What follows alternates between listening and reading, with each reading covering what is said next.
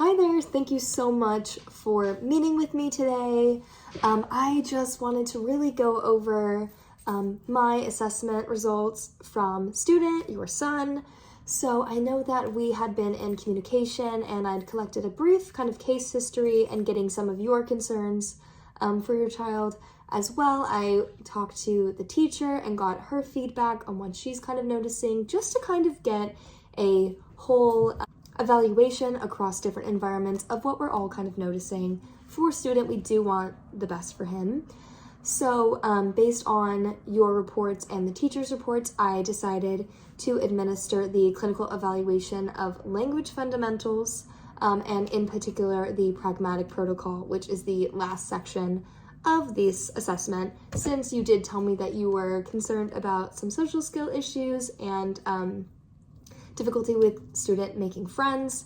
So what we kind of wanted to see is different pragmatic language skills. So pragmatics is critical for effective communication across social situations, and it can impact making friends, interactions and engagement in class, understanding of literal and non-literal language, as well as verbal and non-verbal communication, such as body language, gestures, all that kind of stuff. So I administered this. It's a scoring, this protocol is like a rating system, I would say. So there's 50 questions and it's a rating of 1 to 4. 1 is never or almost never, and 4 is always or almost always. And so I did it based on the teacher's report of what she was kind of reporting to me, since your student is in the classroom about 99% of the time and is only outside of the classroom about 1%. She has the most engagement with student.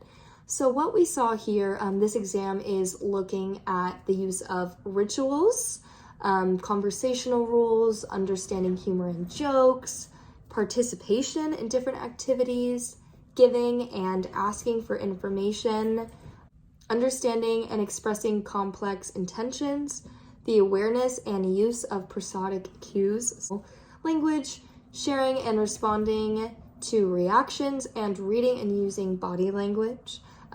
So like I said, it's 50 questions, and based on this, we could kind of see a overall impairment across all of those kinds of areas.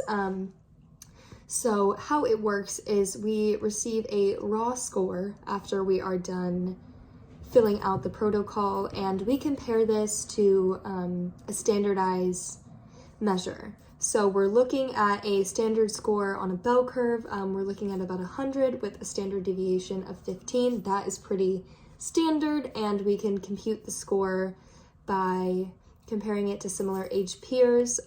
It goes into kind of like a system that calculates based on the raw score. So student's raw score was 93. We put that in, compared it to his age, what would be appropriate, what do we normally expect for his age. He's 7 years, 8 months, so our scale is in the 7 to 7 years, 11 months range, so that's where we're looking. And it gives us a percentile rank.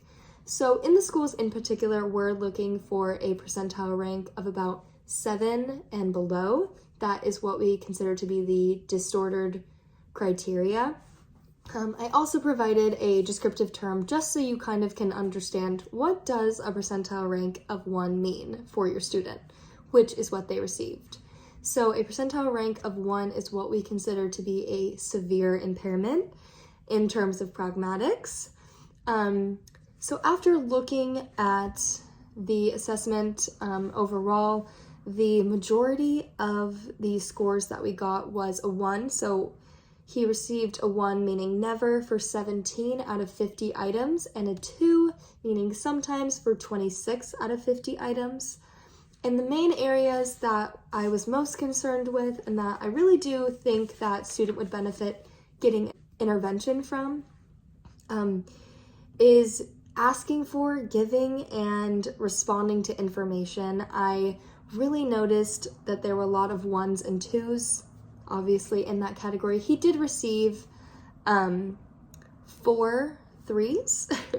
So in 4 out of 50 items, he received a 3, and in 3 out of 50 items he received a 4. So as you can see, we're really concerned because the 1s and 2s is what gives us the gauge that there is an impairment.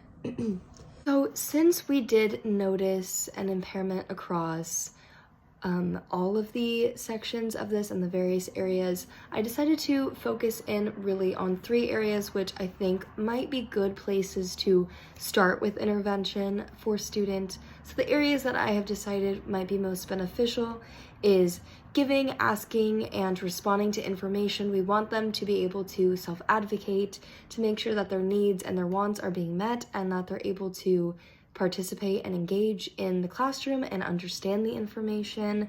Along with that, I want to focus in on overall participation. I was noticing that in this, the teacher rated that he has a difficult time participating in and out of structured and unstructured activities, which is something that, since you were worried about making friends, we want to focus on those social skills, maintaining friendships, creating friendships, maintaining and initiating conversations.